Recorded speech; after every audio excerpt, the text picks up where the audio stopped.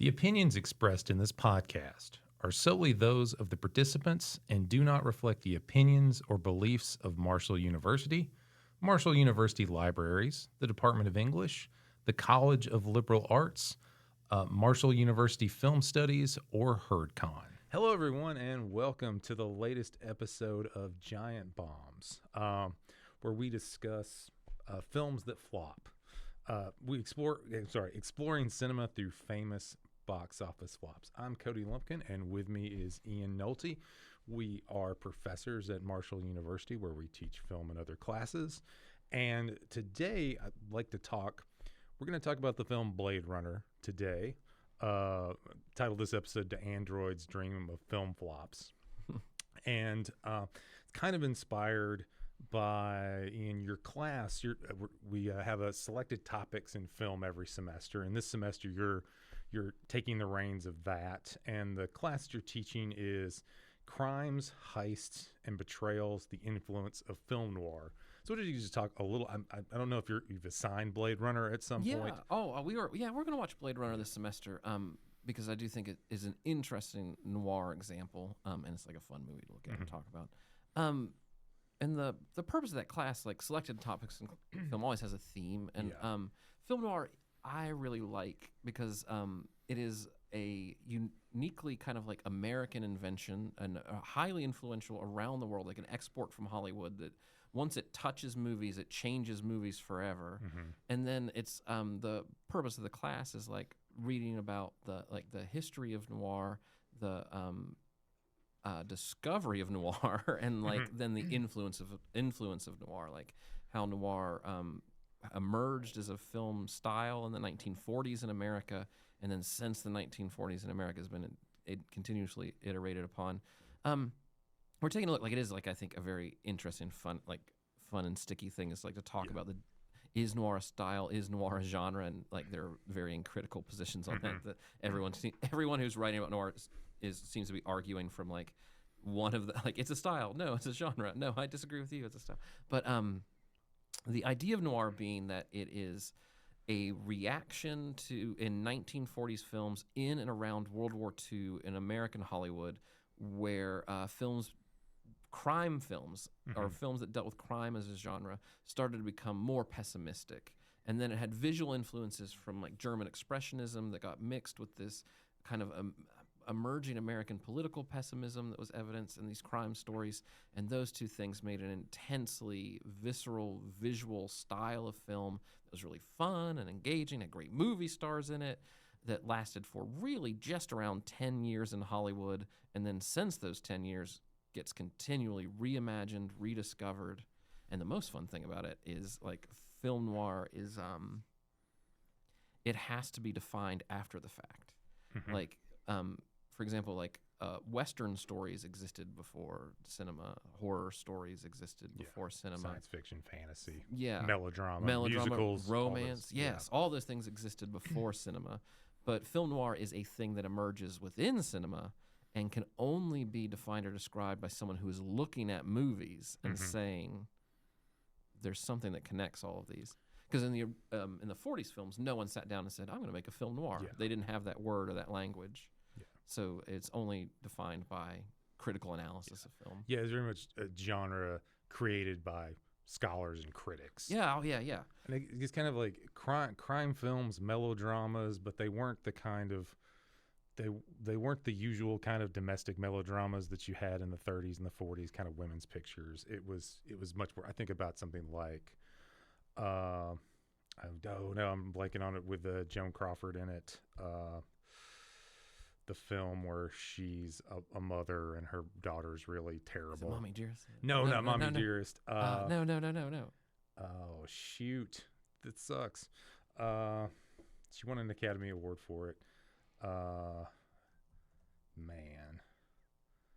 And I show it. I'll show that film. I've shown it a couple of times. And man, oh.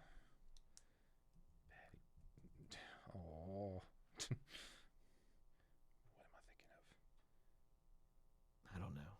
Joan Crawford, directed by Michael Curtiz. It was a film that was very popular. Like when a lot of the soldiers were coming home in 1945, they're like, we're going to put this movie in the theater.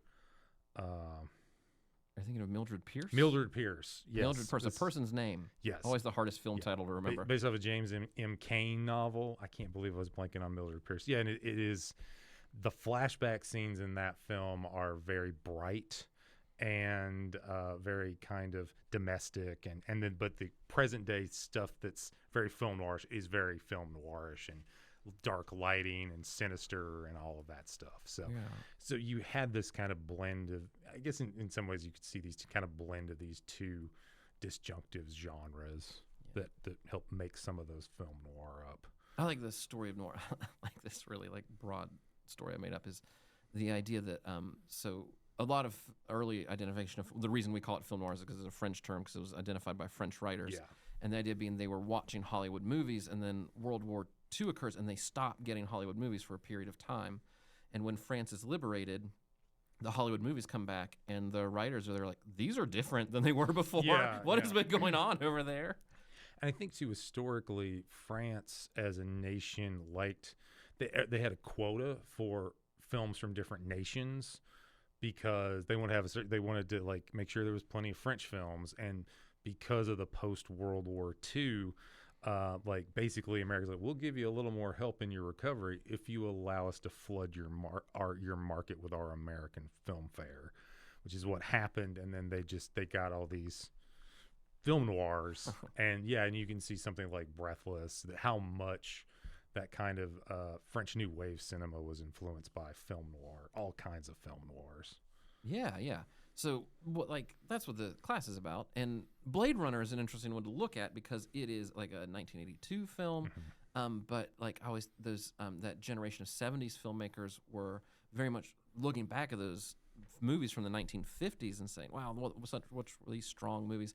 How can we reinvent these for like the modern audiences?" And then Blade Runner is like just kind of like how do you make a film noir after Star Wars like movie? It's such an interesting like example of like a movie project. Yeah, I think like Quentin Tarantino in one of his film speculation talked about how 70s filmmakers were not necessarily looking at literature; they were looking at genre fare. That was one of their, the monster movie, the sci-fi film, the film noir, something like Chinatown, very much the Godfather, pulpy kind of gangster stuff. The moment when there's just like enough like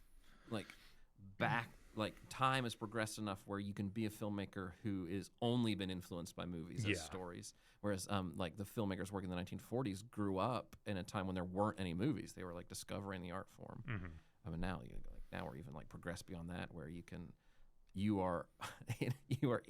a filmmaker who's only influenced by movies that were created only by directors who were influenced by movies. It's like that far down the it's like the Western, like they were the early Westerns, like people were actual cowboys, and like Wyatt Earp was a film consultant on early Westerns. He was actually a marshal and a sheriff.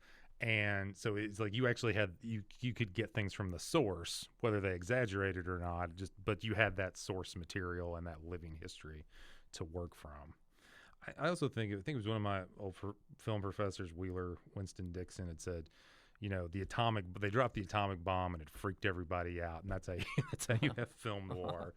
And it is this kind of, this kind of almost science fiction, this kind of science and technology, and just the horrors of World War II, all these soldiers coming home with a lot of PTSD and cynicism.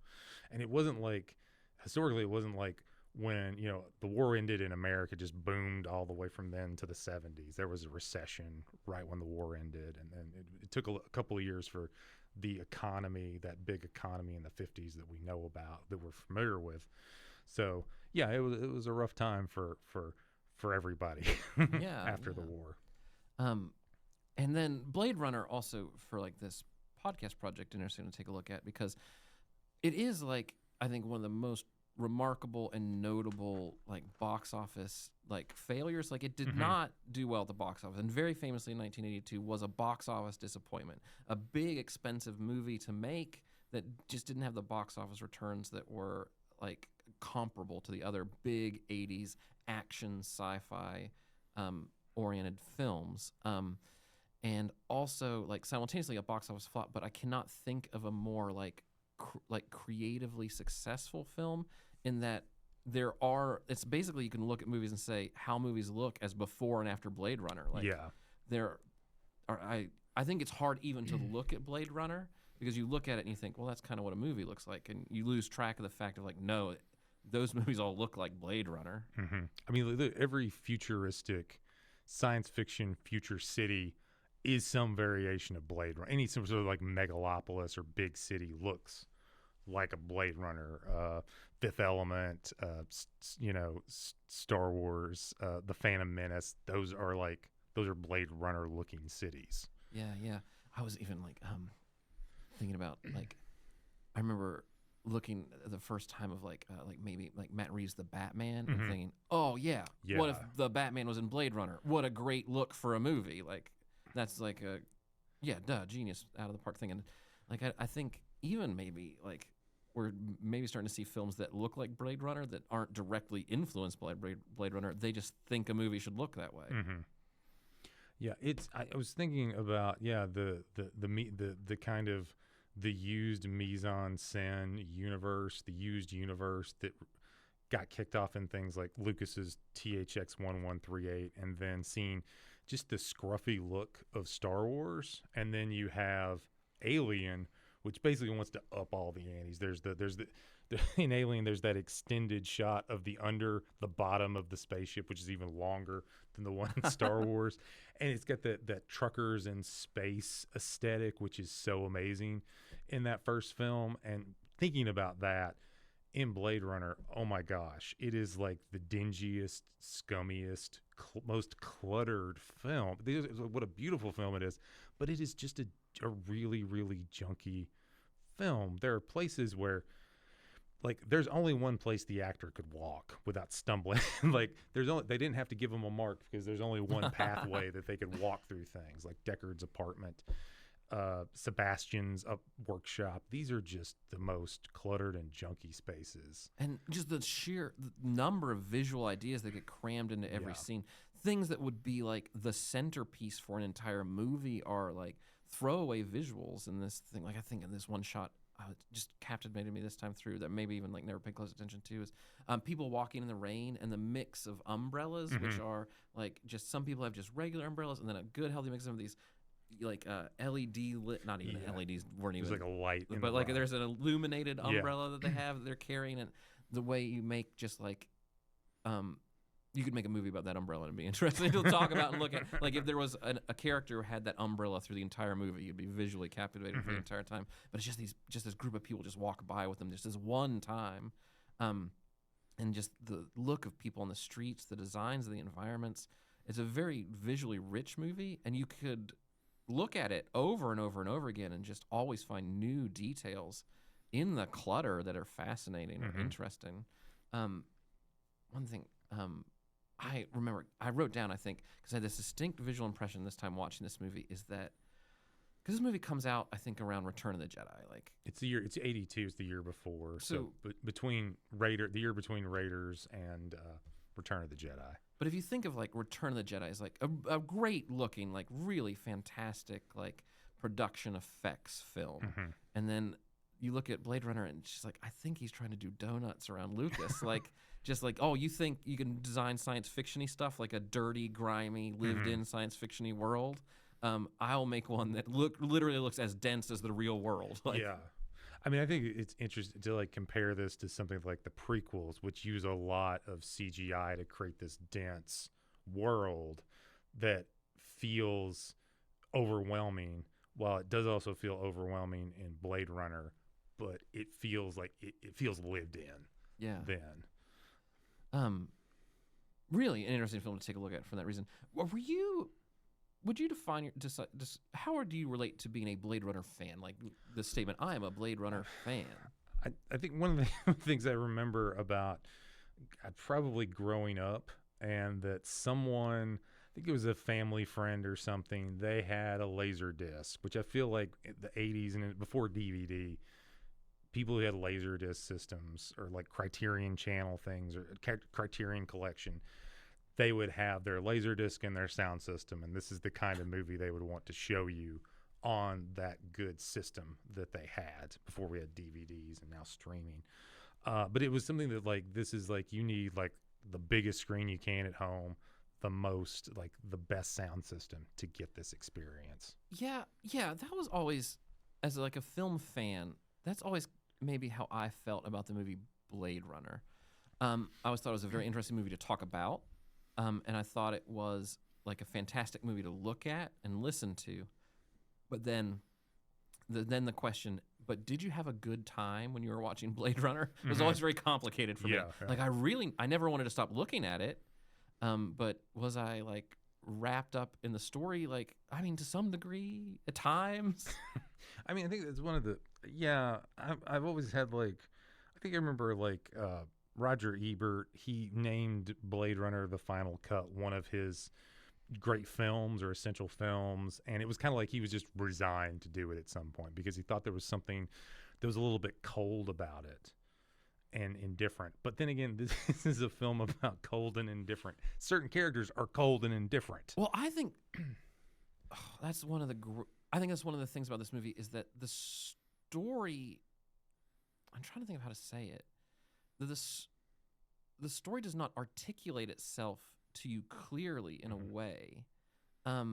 Like, for example, a key idea about this movie is that Roy Batty is right. He's right the whole time. And, like, he is causing murder and mayhem in the movie, definitively. But, like, what he's trying to do or accomplish is he's doing the right thing, and any person would agree with him. How do I get more time in life? Yes. Yeah. And the movie never pauses to clearly articulate that to you. It's the kind of thing that you think about as the credits come up. You're like, wait, I think Rutger Hauer was the good guy. And the movie never orients you to that in a way that makes you think, this is the moment where I know, or this is the moment where I thought he was the bad guy, but now I flipped allegiances in a way that's satisfying. It's a very unsatisfying revelation where upon reflection on the story, you're like, oh, I think they were mistreating those robots. Yeah. Yeah. And the obvious thing is that the robot, the replicants, let's be appropriate here. They're very much physical, but they can withstand cold and heat and are so much stronger than human beings. They are so thrillingly alive. They want life. They fight for their life. They care for each other. And every human character, aside from Terrell, who is a terrible trillionaire who sees his creations as products. Everyone's kind of dead inside. There's Edward James Olmos, who's one of these like he's basically just trying to like get a promotion or something. There's just the very just acute pettiness of most of the human characters, which contrasts so starkly to these characters. They're just like, I want to live longer. Yeah. And I think you do get there with Roy Batty by the end of the movie. Like, you realize his point of view, and he has that great final speech in the rain, which is very emotional and like, but you never get a moment where you're like rooting for him. You're always like scared of him for the entire movie. And then when the credits come, you're like, the monster in the movie I was scared of the whole time was right. And I think it's unsettling to audiences. I think that it's built emotionally perfectly to do a very unsettling thing to you. I think it does like make the movie seem oftentimes maybe more tedious or like unclear or uncertain in its story, when it is like on reflection really meticulously put together well. Yeah, and I think it was something like there's been a lot of wonderful horror movies lately, and I think I remember hearing some review or some comment about the one thing you see with a lot of these prestige horror films is they make very overt what the theme is, and they can't just, why don't you just tell a story? Do you have to be very overt about this is what our film is about? And I think it was in reference to the film Weapons, which is a very fun film to watch. And I think at a certain point, you can still make a good film with having this is what I'm talking about, but to kind of give a space for the audience to be uneasy, the audience to kind of muddle through things, I think it's an important way to like study and examine and consider and feel art. Yeah, and I feel feel like my whole life there are things I've understood about Blade Runner more than I appreciated about them. And maybe it wasn't until this time through when I was really like, no, I've been wrong about this movie my whole life. It's not more boring than I think it is. It's not muddled or more confused than I think it is. It's just subtle. And I really felt like I dug into it this time, really enjoyed it. I've often thought of this movie as like a production design first movie, which is a perfectly valid way to view and appreciate this movie. It is one of the most gorgeous movies ever made. Like, beautiful. Like, put it on mute in a party. It's like fantastic. Yeah. But I think maybe that was a way I was treating the movie unfair. And this time through, about halfway through, I just got really fascinated by like looking at the movie and thinking, well, where do all these visual ideas come from? So I dug up the screenplay. I didn't read the whole thing, which I would love to sit down and like read through how this story was told. And I was I just read one sequence. It's the sequence where Harrison Ford is looking for the snake scales and trying to identify who built the replicant snake so we can go find the snake so we can meet the lady. Yeah. And he wanders through all these amazing, fantastic visual environments on that little moment investigation of the movie. So I found that part in the script and I read it, and like it's so many pages in the original screenplay, and the screenplay has a lot of visual ideas, like particularly the way it describes like looking at the snake scales in the microscope. It does so in a really beautiful way about how it's like abstract and indistinct, and like moments where it plops into clarity versus moments when it's almost like unintelligible, which the movie like presents in a certain way, but like almost there's many pages of dialogue that disappear in the final film, and almost none of like I think the screenplay's like visual fascinations make it into the movie. It's just like Ridley Scott taking the scene, stripping it to its essence, building things that he wants to build, and then lighting them like to a degree that is unimaginable, and then just making the investigation play out within that mise-en-scène, and then like really stripping it to its core. So it loses a lot of like some of maybe like the hard-boiled dialogue that was like in that sequence, and just becomes much more practical and functional. But then like just so lush to look at, you almost don't want the dialogue. You just want to look at those amazing pictures. Yeah.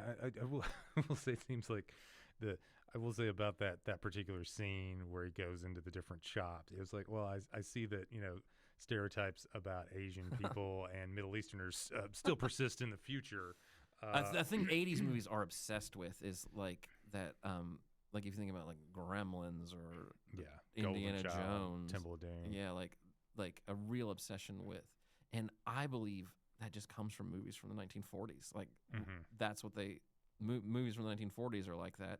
So we'll make our movies in the 1980s like that, with almost no critical examining of like where those stereotypes come from, other than that's how these cultures are portrayed in the movies, and I'm making a movie. Yeah, and I think it's there's some of those. I think the one thing something in the original novel, which I was only able to read a little bit of. Oh, I never even looked at this book. And it's very different. I think it's about basically this Blade Runner named Deckard who wants an actual animal. He has like an android sheep, and he's got to go out and blade run and hopefully make enough money to get a real animal. And I believe, please correct me if I'm wrong, anybody, he managed to get an ostrich, but he's alienated his wife so much that the lady just throws the ostrich off. So there's little ostriches at some points, which I think is a nice callback to the novel there, which I think the novel is much more, gets into like materialism, and it's described as a very different futuristic world, a grim one, but very different from what the look of Blade Runner is. Oh, this is an interesting question, because I'm unsure how much this affected the current viewing ahead. This is my first time watching the 2007, I think they call it the final cut. Yeah. I'd previously watched the director's cut and the theatrical release, and for all my life, I just kind of believed that like the theatrical cut is a compromised film from Ridley Scott's vision. But I always thought, well, that's the one that mattered because that's the one that went to movie theaters. So like watching it with in the original theatrical cut, there is I think post-production voiceover narration. Yeah. Because the production company believed the movie was unintelligible, and I always think that when you listen to the voiceover, you can hear Harrison Ford not wanting to do it, like with the tone of voice of a child doing homework. He does the voiceover narration for Blade Runner. Like, it's a very funny performance. Yeah, I think one of the producers involved was Alan Ladd Jr., who was he was like the studio head at 20th Century, and when Star Wars came out, he saw something in George Lucas. George Lucas made a bunch of money. He got ousted when they needed to have more, when the production for Empire needed more money, and so he kind of got pushed out because he gave Lucas the money, because it was the whole rights stuff, because Lucas was going to get rich off the toys. And then he was always known as a very creator-friendly producer. So I think he generally wanted Ridley Scott to do what he wanted to do. So I think it feel like it was Warner Brothers or some other production company that was clearly, there was multiple production companies that wanted that. But yeah, I think that the voiceover, I did recall in an interview where Harrison Ford said, no, I just came in and I wasn't trying to do it badly. I just did it. And that's a common thing that you see in film noir, is the voiceover narration. But the voiceover narration in film noir is often reflective and from a person's point of view that we perhaps maybe a little sketchy, or someone we don't trust, because somebody's like, there's a guy like in Double Indemnity, Fred McMurray, he's dying as he's giving this account of what all happened that led to him getting shot and dying. And so you just think on a little bit like he's trying to make himself look better than he is. So he's not the most reliable narrator. Whereas in Blade Runner, he's telling us obvious things that are happening in the story. You know, this cop would be a racist, but and she's got something special in her. So I think that the voiceover narrator, clearly it was some studio. I feel like some studio executive wrote that voiceover narration, because it is terrible and it doesn't add anything at all. Previously, when I've watched the director's cut, which is like the middle cut between, it's Ridley Scott, I think, made it for DVD releases. Like he took out the voiceover narration. I think he put in the unicorn. The unicorn dream sequence, I think, which like I can't imagine that not being in the movie. It seems so important. But I remember watching the director's cut and sometimes walking away from it thinking, voice narration helps me make sense of this movie, because there are portions where you're just watching Deckard do things, and you're a little bit like, why is he going there? Why does this matter? But I don't know why. Finally sitting down with this final cut, I was like, no, definitively that voiceover stinks. Like, and this is the first time I've ever had a strong opinion about the ending of the movie. The ending of the theatrical cut, they add a scene of the end of the movie is Deckard has survived his encounter with the replicants. He's technically accomplished the job of the police department. He's at odds with the police department because he's got to do one. He's got to take down one more replicant. Yeah, he's got to find Rachel, and he decides at the end of the movie to run away with her. Rachel is a replicant, and the idea of a replicant is that they do have a very short lifespan. They're built to die within years, because you don't want them lasting forever. You want endless. If they last forever, they'll turn out like Roy Batty. They'll come back and try to kill you for making them. Then he runs away with her. And the end of the theatrical cut, which I'd always thought was like a fine ending, they drive off into the countryside. And I'd just forgotten that the voiceover narration clarifies, oh, by the way, she's not going to die, which does change significantly. She was made of something special. Oh, it turns out it's fine. Everything's fine. And in this final cut, it ends with them in his apartment, and he makes the decision. He doesn't explain that he's made this. You see him make the decision to run with her. Yeah. Do you trust me? They run into the elevator. The elevator shuts, and the movie, boom, goes to credits. And I was like, oh, I see why Ridley Scott's been mad about this for a very long time. That is such a strong ending to this movie. Yeah. And I didn't notice that. It was my differences between the two versions. But so that footage of mountains, that was unused footage from the secondary shoots of The Shining. Oh yeah. Oh, it must have been. When did The Shining come out? What year? It was 1980. Oh, okay, yeah. So just from a few years ago, they still had that. They just had a bunch, because I guess they shot. I mean, it was Stanley Kubrick, so I'm sure they shot a bunch of helicopter footage that he wasn't actually there for. But yeah, they're like, okay, they're up north where they're in Canada now or something like that, where it looks the sky is clear and all that. But yeah, it is. It kind of puts a happy bow on things, I guess, and it just kind of wraps everything up in a very empty feeling, in a very empty way. Yeah, because I really feel strongly that for whatever personal reasons, this was the week of my life when I was ready to understand Blade Runner.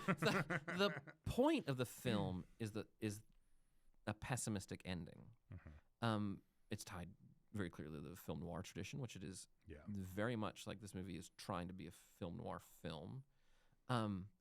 And also, like, the point of the movie is that the replicants can't get away. There's nothing for them to do or escape. They will die, regardless. Like, Roy Batty does escape in a way in that he keeps fighting until he dies. And that's the fate of Rachel, is she chooses to leave. She will fight until she dies, or a Blade Runner kills her. And when Deckard makes that choice to run with her, he's making that same choice. I'm going to fight until I die. And then to immediately cut to a scene where they're like, and we got away, and by the way, everything's fine. Undermines it to a point of, I don't know how Ridley Scott survived them adding that to his movie. It seems so. Yeah, I can understand this is why we have all these various versions of Blade Runner, which definitely you can still watch the theatrical cut. Like, you can still buy it and rent it, and it is still available. He's not like tried to hide that like someone like George Lucas has with the original versions. So he's like, okay, like, you have this version, but this is my preferred version. This is everything as best as I could get it. This is the film I wanted to have. Yeah.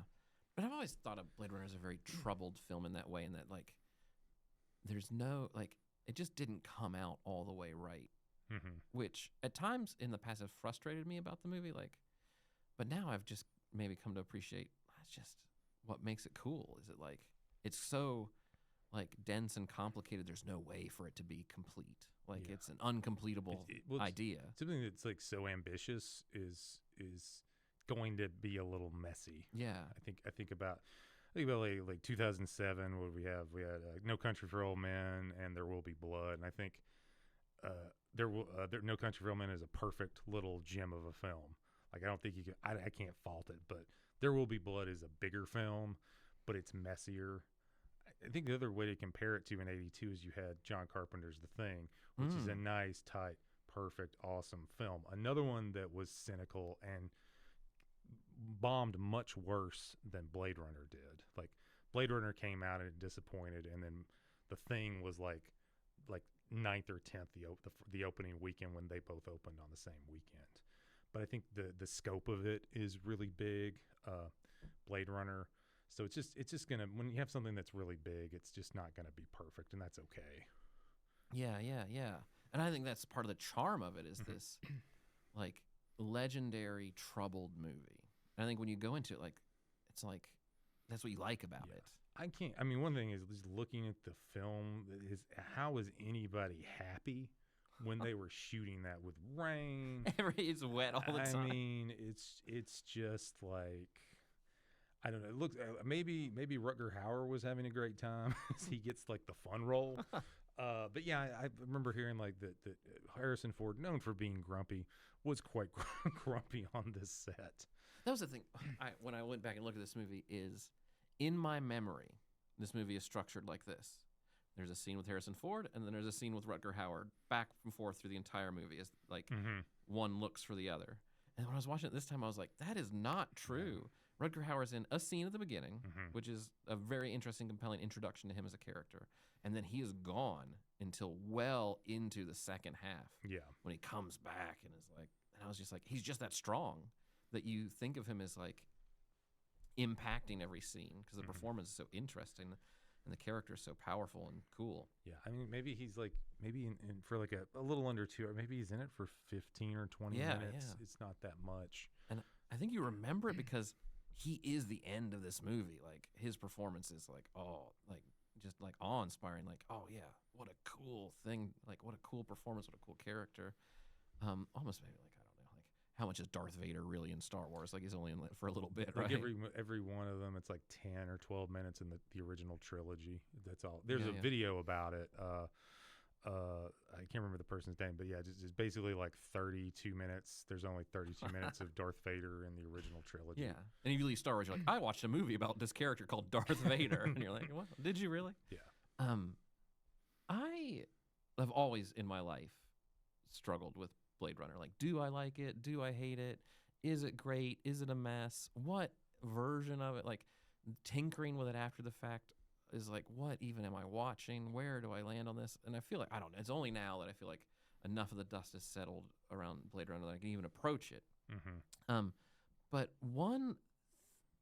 there was one really influential piece of writing that helped me think about Blade Runner that I encountered when I was in graduate school working with our friend and colleague, Dr. Walter Squire.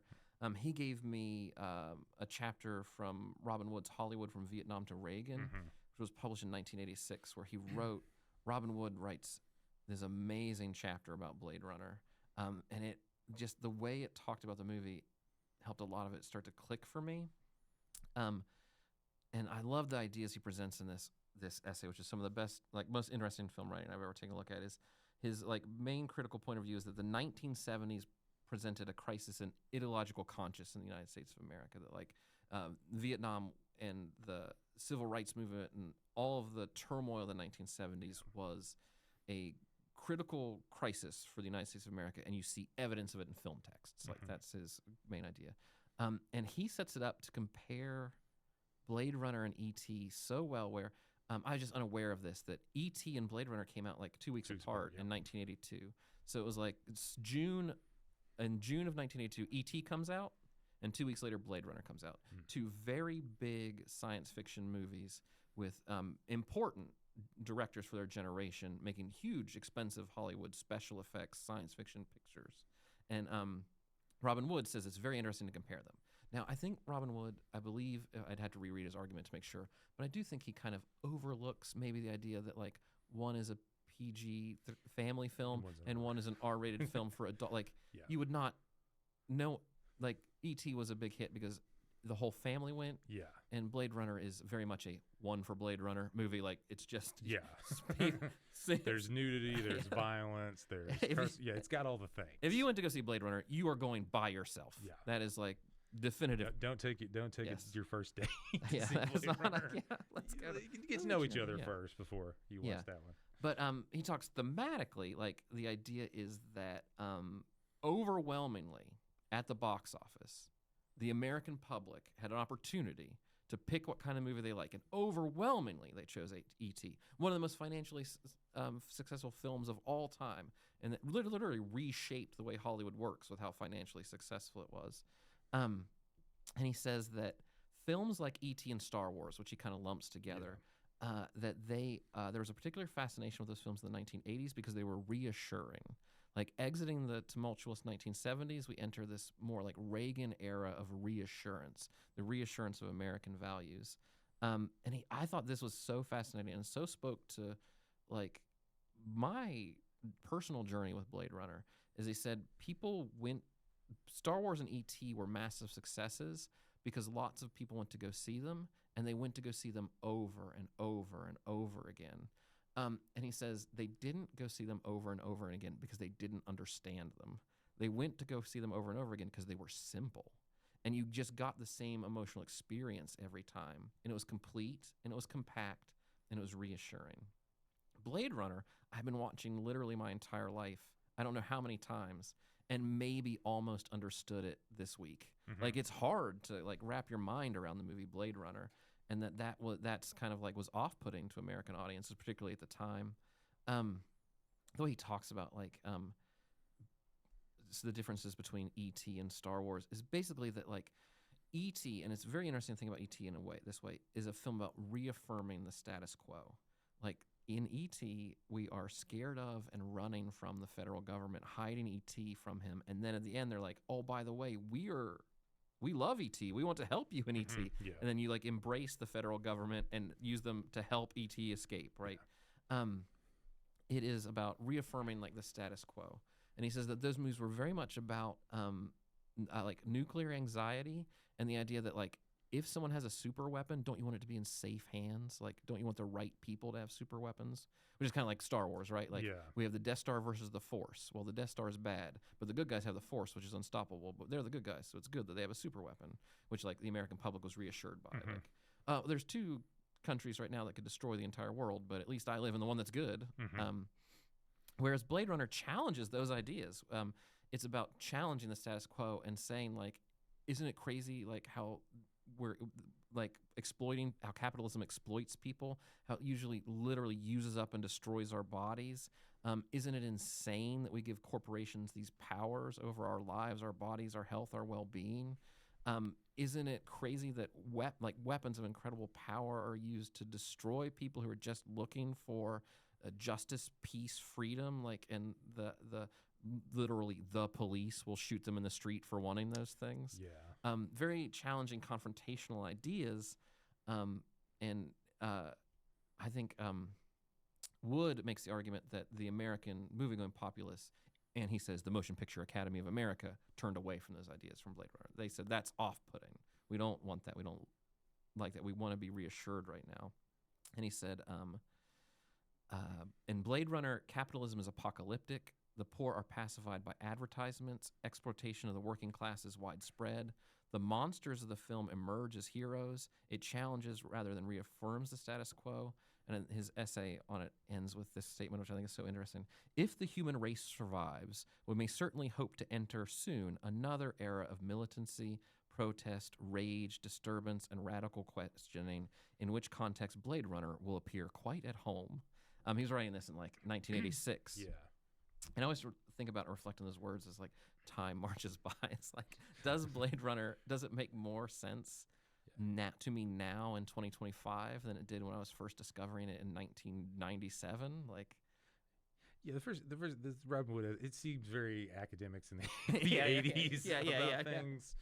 And I do think I think things like Star Wars and E.T. are much more fairy tales, and their complexities are subconscious and folkloric, and where I always think about it like if Star Wars is a fairy tale, then something like Blade Runner or something like Andor, it's about politics, it's about economics, so those kind of things that are in your face, like you get money for killing people, we can wholesale kill replicants in the street. We encourage you to do this. At one point where Bryant says Deckard he's a one-man slaughterhouse, and it doesn't seem like he's a one. It seems like this is a job that takes its toll on you, both physically because the replicants beat you up, and then emotionally. He talks about having the shakes and things, but we're all just there to be exploited. Everybody's being exploited. Deckard is, that's one thing I thought thinking through this movie is the degree to which he is mistreated within the police force. He's treated like a tool. Like, you are not our equal, you are not our colleague, you are the tool that kills the replicants, and there are replicants in the city right now. So go. Fight them until somebody's dead. I want the old magic. I need the old magic. That he's just, he's an assassin.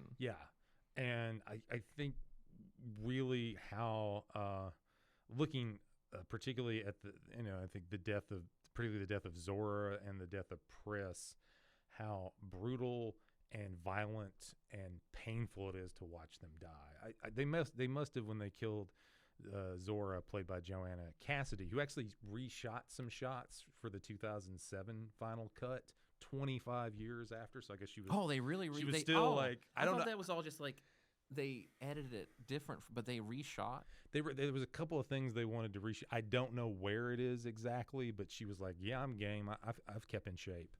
And it's insane that there's modern footage in this movie. But there is. I swear, it must have been the most sugar glass they've ever destroyed on a. I hope, if they went through 3 takes, that's just how much glass. It is this like, it's this. It is like Sam Peckinpah like in the murder, in the death, because like somebody had always said it was like Sam Peckinpah shoots his sex scenes like murder and his murders like sex scenes or whatever. So it is this like slow motion, painful thing to watch her die. Yeah. And she's just like, "Hey, I was just working a job, and you just showed up and tried to kill. You just showed up and tried to kill me. What am I supposed to do? I'm just running. Play for himself my life. as like It does not really want to shows be that a Blade Deckard- Runner, yeah, which I think Deckard's is not a tied good into like guy. the hard-boiled noir Yeah. tradition of I've got a tough job to do and no one wants to do it. But it is like the way he like moves through the movie is confronting these assassinations. Yeah, and like that is Zora, that character. Mm-hmm. Her execution is so shocking because I think the movie is setting up like he's hunting the replicants as if they're monsters, almost like it wants to think you're watching a monster movie. Yeah. And then when he gets to the first one, he shoots her on the street In the back. and a nude, unarmed Pretty woman, much, yeah. like running from him, like through the glass in the back, and like a visceral like ballet, like her death is. Yeah. And then like impersonating someone that's concerned about her welfare as a performer.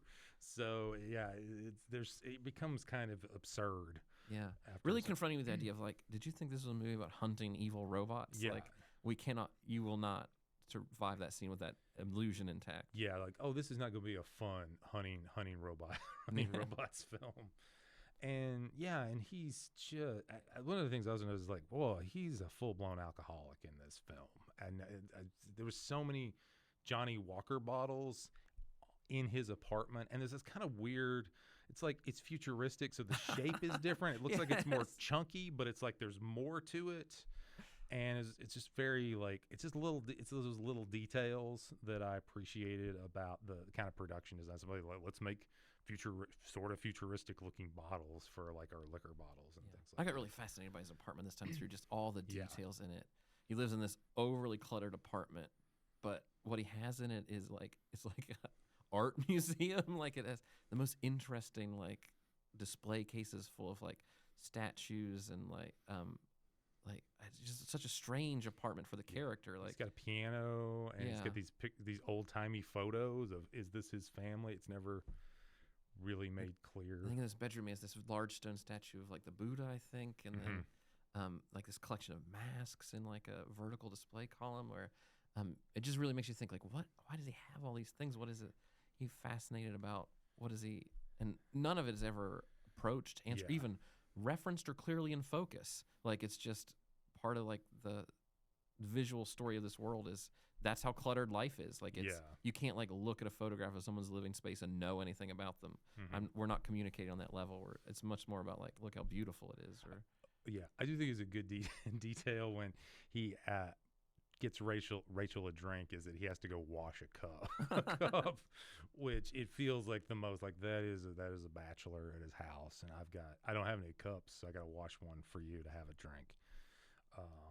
And I feel just I think definitely the women characters, but particularly Rachel, I was just very. It feels like this is like it's the 80s. Women characters are not. It's like she starts out as this very confident, very like she's all like everything's all perfect, and she's really aggressive with the Voight comp test, which just seems to be a standardized microaggressions. Just everything like you're in a bar and you hit somebody. It's like, why would I hit? Just like trying to get a reaction out of you. And then we just see her when she realizes she's not human. How upsetting it is to know that you're not human. Yeah. And how she breaks down and like she had this like really straight hair and then it gets curly and you see her makeup run.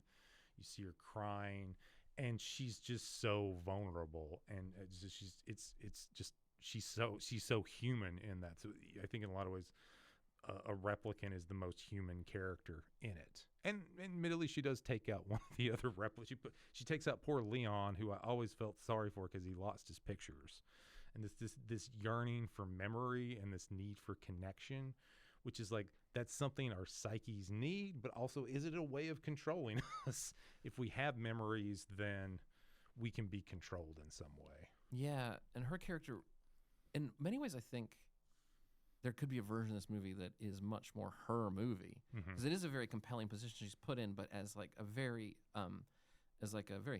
secondary character. The other replicants, I believe, are born knowing they're replicants, and they understand. Yeah, that's the cruelty of it. Is they understand that they are going to go to space, be irradiated, and die. But she, for whatever reason, maybe even as like a new policy for how to treat the replicants because they're rebelling, is lied to, implanted with false memory, made to believe she's human. Then like, it's almost like a prank is pulled on her by Terrell. Like he keeps her as a pet. He leads her to believe she's had this rich history, this whole life leading up. She's really been around for who knows months, a couple of years. Yeah, and then he like plays her, like make her take the test. Yeah, see what happens. And he was, I've made a better replicant, but I have to, and just the psyche destroying thing. And she's just, she does have very strong damsel in distress aspects to her. And I think it's always like, it's upsetting when, there's like the very like aggressive nature of Deckard's character when she's in the apartment and he's kind of foisting himself on her and things like that. That perhaps hasn't aged as well as other films have. But yeah. Well, I don't know why I got really fascinated by.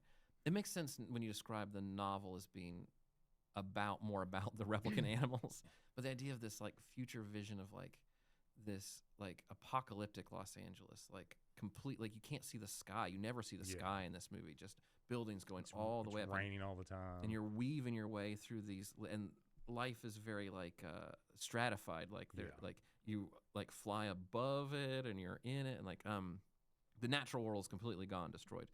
But everyone in the movie is obsessed with exotic animals, snakes, owls, like, and they're all replicants. Like, I was like, what a fascinating visual thing to be walking down this someone will be walking down this rainy Los Angeles with an owl on their arm, because that's like a sign of like. There's an ostrich, and there's just all sorts of animals. You go to a bar to see a snake show. Yeah, and I wonder, like, this is like this whatever equivalent of the need to touch grass, to have something.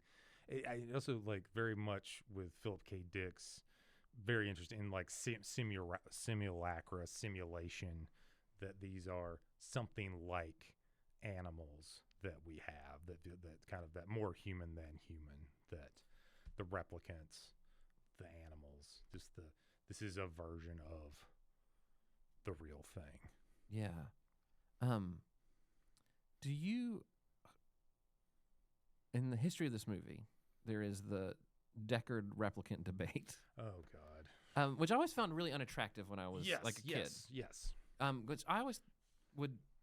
Maybe the first time I watched Blade Runner, the first time I was putting Blade Runner on TV and sitting there watching it as a literal like high school child, I was like, this is the movie where you have to figure out if this man is a robot. Like that was like the point of the movie almost. And then I watched it and I was like, that is so far beyond the point of the movie as to be a distraction and a confusion to me. And it kind of made me mad to even like hear people talk about it for a long time. Yeah.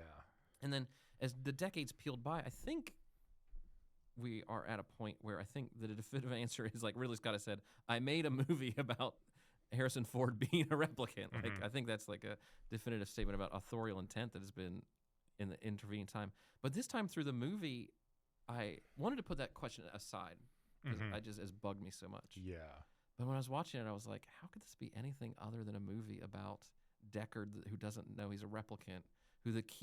That's the only thing the movie is about, is there's this unhappy man who is tasked with fighting replicants. He's the only one allowed to fight the replicants, who are superhuman, who punch him over and over and over again. Yeah. And he survives and defeats them.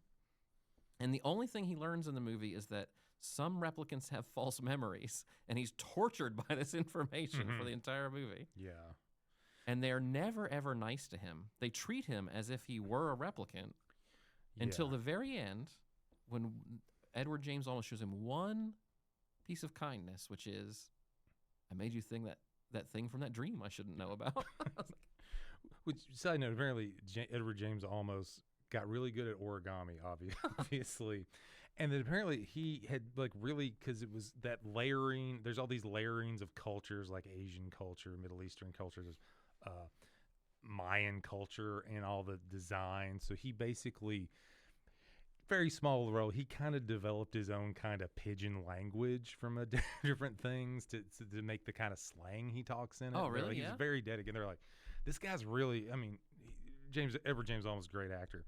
It was like, he's really devoting a lot of time to this when he has a very small part. Yeah, it is a very small part. Yeah. But he's like, hey, this is my commitment as an actor. And yeah, and so that little gesture and just a lot of his little expressions is like he like knows that this guy is not who he seems to be. I think it's interesting. There was a sequel to this, Blade Runner 2049. I think this is a fascinating thing about this Blade Runner 2049 because Blade Runner was a big, expensive movie, confrontational to the audience that flopped at the box office, and then they did exactly that again with Blade Runner 2049. And I was like, what results did you expect? Yeah. It's rare. I think there's the Highlander films, which all seem to bomb, and they kept making more of them, and Blade Runner, which they did twice. And the other one I would say would be the 3 parts of Atlas Shrugged. All those films bombed, which you figure in a very kind of capitalist motivated film series, like the first one bombed. I think the people don't want this. But yeah, it is fascinating. I know Denis Villeneuve very much is more on the side of Deckard as a human, whereas Ridley Scott is much more Deckard as a replicant. One of the things that I can't help, but there are all those things, which are all excellent points. But to me, at the very end, when Roy Batty, as he's dying, and he's only been killing people, he decides to save somebody. It kind of lessens it if it's not a human being to me. A good point. Yeah. And that I feel like that's the one thing that and that's so much of the dead inside character. All the other replicants, there's a life to them, there's a vigor, and he's just this dead person inside. And it's one of those things like it gets more muddled the more I think about it, even though I do kind of want Deckard to be a human. Yeah. I think maybe that's like that's the thing I've had to grow an appreciation of the movie is that is an on-purpose muddled idea. Yeah. You're never supposed to be able to tease that out of the film text. Mm-hmm. Purposefully hidden from you. Yeah. And I think it's very haughty and disingenuous of Scott to say, oh yeah, he's a replicant. It's a little like when the author says something like, oh no, that character wasn't like that at all, or that character would have died, or that character was gay, or something like that. And then you're like, what? And maybe there is or isn't something in the text of that story that has it, but it feels a little like dude, we know you're capable of doing great art. Just let the other people. I always think like, and ultimately like the audience, there's the artist view, and then obviously audiences define films. It's the way we critically analyze, the way just the average audience sees a story or a character. So it's and I think just as a teacher, it's best to leave it a little muddled because there's no clear point where like, oh yeah, he's a replicant. Yeah, yeah. And I do think, like you are not supposed to articulate this in your mind. You're supposed to think about many ideas in this movie. This movie does not come definitively down in very many places or stances, up to and including like your key interpretation of Roy Batty. Like, what are his actions at the end of the film, and what do they imply about him as a person who came back to Earth to prove I am a man and take revenge? And then he makes a choice to save the Blade Runner, the replicant assassin. Why? Yeah, who's it? You don't know. Like, you have to think about it. Basically the last 5 minutes that he is just running, he's just climbing through water and muck and rotted wood to try to escape, and just doing these like just desperate things to get away from this crazy man, which I think always you're going to seem a lot wilder and crazier if you're doing it in your underwear. If you're running around crazy in your underwear, it's like, that guy's scary, man. than if he has that like cool outfit and everything with the big collar. Yeah. He just seems like, oh, we should be we should be worried about this guy. That he is kind of like, he just kind of just decides he's howling like a wolf. He's just trying to like suck up the last bits of life, and in that moment of dying, he saves a person. Is this person even worth saving? I don't know, but he does do that, and then he gives this little speech. Yeah. Tears and rain. Yeah. Which I never know is like, is that profound or is that like profound for like a middle school? Like it really was that line. But of course, Roy Batty's like what, 4 years old, and he's obviously learning at an accelerated rate, and he has intelligence.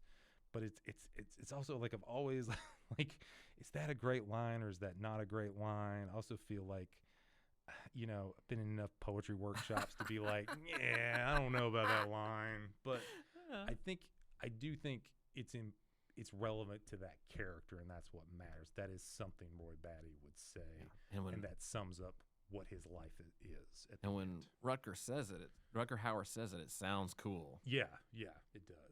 Yeah. When it's the first draft of your poem in workshop, maybe not so much. Context, audience, that matters. So, what do you?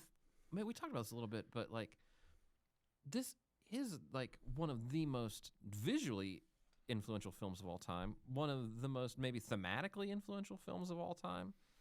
It looms so large of our present landscape. Where do you see like the influence of Blade Runner?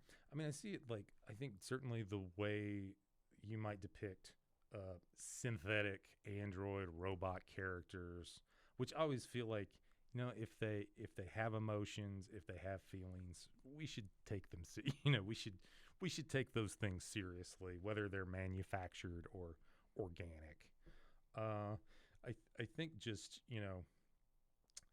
the obviously the look of the film, but I think the way that we view kind of I guess some of people I know, kind of transhumanism, so like other beyond the human depictions and representations of humanity beyond the human. So those androids, robots, synthetics, as they would say in Alien, replicants, things like that. Yeah, I think that's the big influence as far as that goes, because we see that in, I think something like, I don't know if you've watched any of Alien Earth, but I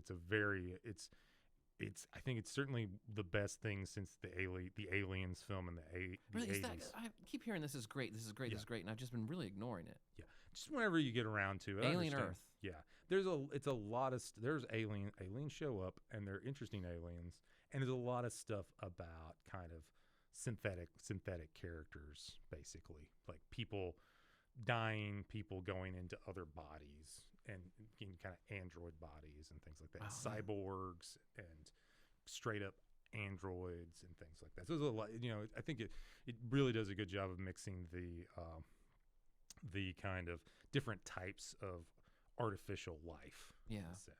I think it's maybe interesting to think about this movie in like comparison to Alien, which is another of the most visually influential films of all time. But like definitively, for me, like I think a much more successful movie in terms of like how it comes together as in its completeness. And I think the contrast between the two is like fascinating to me. It's like Ridley Scott makes, is it back to back, almost back to back? It was 79 and 82. So this was a film that Blade Runner was a film that took a while to make. Yeah. Both these massively like influential science fiction films coming out as one director. It's just like a fascinating to me. And one of them is like near perfect movie, and one of them is such an intriguingly imperfect movie. I just get like, it's such an interesting, powerful idea. Yeah, it's also interesting. Yeah, like his first film, Scott's first film, The Duelist, was a very good. It's a historic. It's about basically these two guys that are in the French army, and they basically have a bunch of duels over decades. And basically, when they're of the same rank, they can't challenge each other. But when one of them gets above it, he wants to duel him and stuff like that. And you're just exhausted. There's one dude feels like he wronged the other dude. One dude was doing his job, and the other guy felt he was wrong. And then they just fight back and forth while Napoleon goes to war, to different wars. And the dude in it at the end, played by Keith Carradine and Harvey Keitel, you're just exhausted by the end. It's a very detailed and wonderful movie. And then he made after Blade Runner, he made Legend, which is another messy movie.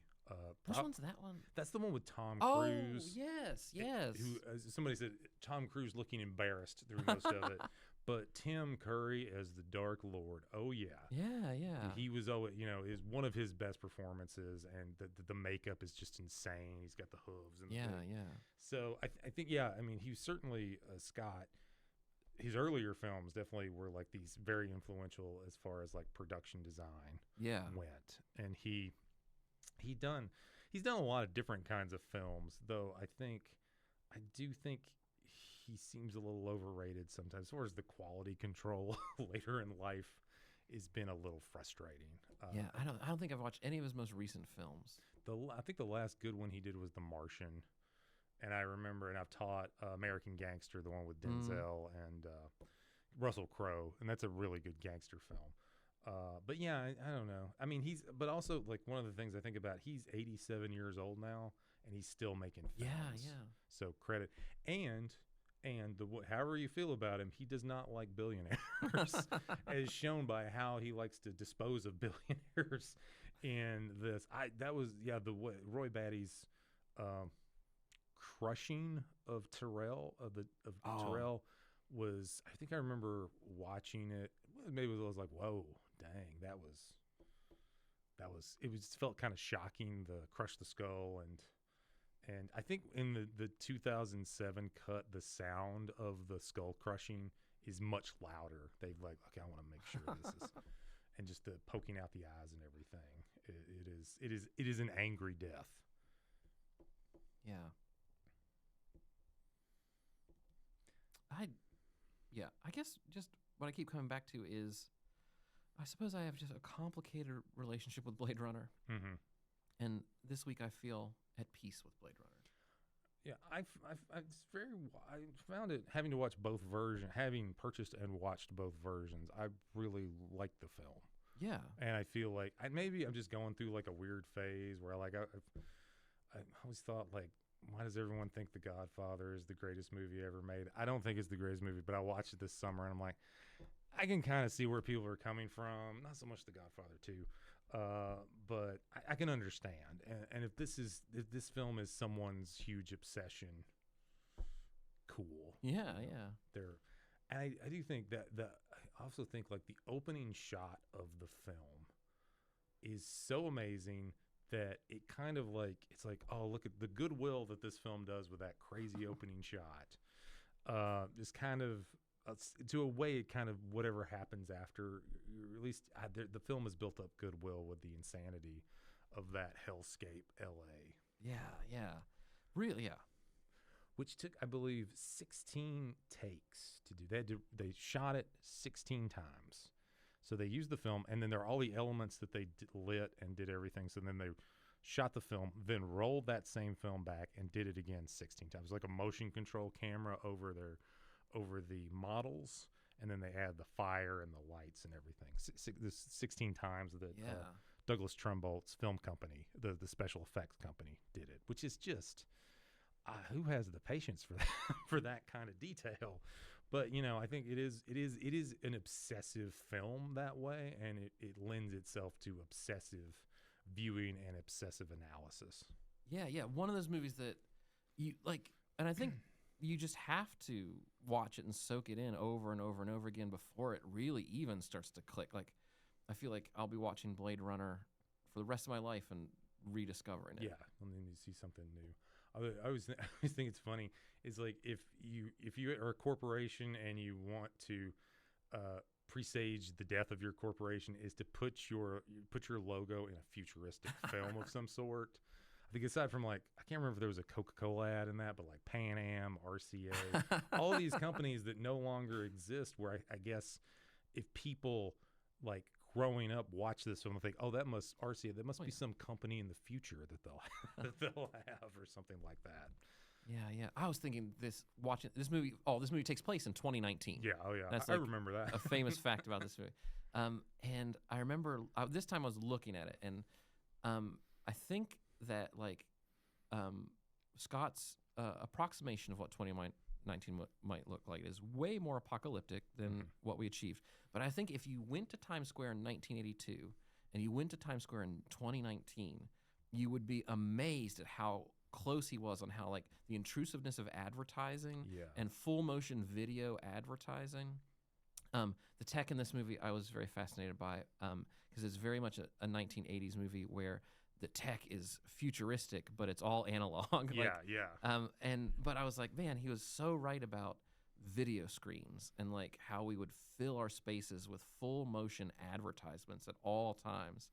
And that must have just been like looking in a crystal ball in 1982 to realize that, because we couldn't even have video. Like, I guess they're more LED screens. It's more cleaner, but it's just the multiple screens. Yeah.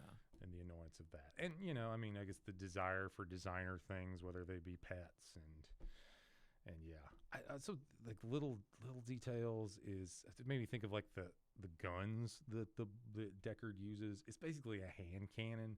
It's so loud. I think you were talking a little bit in your comments about like how noisy a lot of the sound is. I was thinking of this. I always thought of this movie as like a very visually cluttered film, and it wasn't until this viewing when I realized, the sound design is so cluttered. You gotta have a good sound system. Everywhere they go in this movie is noisy, and it's like intrusive sounds from like the machines, and it's like just a very noisy movie. And I was like, oh yeah, I never really picked up on that, how just like intrusive the environments are. You can never ever think like it's, It's like if you've ever been to a casino and you're playing the slots, it's like you'll mess up something. You're playing video poker. The sound of the slot machines make you forget stuff and mess stuff up. So you lose money because of that sound, and you make foolish decisions. So it is a little bit like it's kind of overwhelming. And I think it reminded me of the film Shane, which I guess in that film, the Western, they made, whenever the guns went off, they made it try to sound like a cannon. And when the guns go off in this film, which we don't have a lot of guns going off in it, it's loud. It just takes up all the sound in the thing. So it's just this like big deal. Yeah, this rocket just gets shot at people. Yeah, it's not a movie about where guns get fired a lot. Yeah, it is a movie when the gun goes off, it's memorable and impactful, which I think is like also a confrontational idea about like the violence in this movie is like you think about an 80s movie filled with machine gun fire is like fun and visceral and exciting, whereas this movie, when the gun goes off, it's a tragedy, a confrontational tragedy. Yeah, and I mean, when I was a kid, I probably thought, there's not as much action in this film as some of the ones I really like. But I think certainly with like things, the genres like film noir is maybe the most decidedly adult. Do you have any like kid noir films? You really don't. And this is this is a film for adults. Yeah. Broken, sad people who've been beaten down by life. This is their film. So that reminds me of there's this band I like called the Ass Ponies. You ever listen to the Ass Ponies? I don't think so. They were a band from Cincinnati. And they put albums out through the end of the 1990s through like and into the 2000s. And they released this album called L'Ohio, like sometime in the early 2000s. And then this song on there called Kung Fu Reference. And that song has a moment in it where it like the person singing the song, like at the beginning of the song, they're picking a movie, Blade Runner, RoboCop, or The Bride of Frankenstein. And then it like goes through the verse, and it comes back, and it describes waking up on the couch at the part in Blade Runner where Rutger Hauer dies. And it's, to me, it like purposely like encapsulates some of the sadness and loneliness of this film, of like being a movie you put on alone in your apartment when you are feeling lonely, and you fall asleep watching it, and that desperate feeling of like waking up when a movie's been playing and you're like, what's going on? What have I done with my evening? Yeah. And I always thought that song really beautifully captured what it is to be a Blade Runner fan. To be a Blade Runner fan is to be alone asleep on your couch. Yeah. And you having to see Roy Batty die. Yeah. Like all over again. Yeah. It is. Oh, yeah. It's always sad. It's sad when he dies, because he had such a life. He will be missed. Rest in peace. Rest in peace, Roy Batty, wherever you are.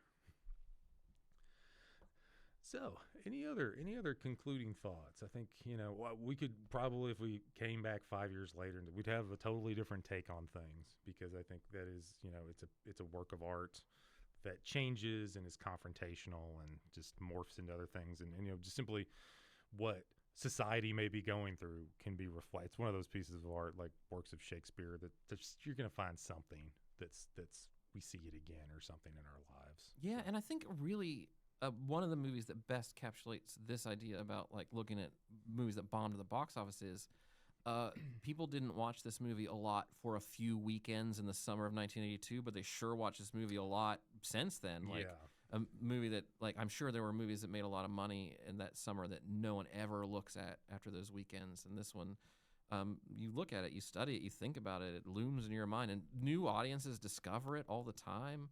So like I don't know, like the box office game is kind of like a different game from making something that is this a film that matters? Yeah, and I think like with some art, like when it comes out, the initial audience doesn't understand what it. I mean, nobody, when Moby Dick came out, nobody. Yeah, what the hell is this? This thing about whaling and this guy that wants to kill a whale. I'm really oversimplifying the plot of Moby Dick, but yeah, sometimes like the world and the audience has to grow into any kind of piece of art, and yeah, I think it's one of those that, and I think even something like, certainly things like Star Wars and these very kind of popular fun films to watch, they have life and we kind of appreciate them in different ways, but certainly these kind of harder, more challenging things are definitely worth their effort. Yeah, and almost like Blade Runner is evidence that like because it made a lot of money is all like that might be a reason to discount it. let's look at the things that didn't make a lot of money. Everybody liked it. Yeah, if everybody liked it, it maybe is evidence that it's not that interesting. I think it's years ago, like reading an article about the first Avatar film. Like it was, everybody wanted to see it, but do we quote Avatar? Do we give the like Tears in Rain or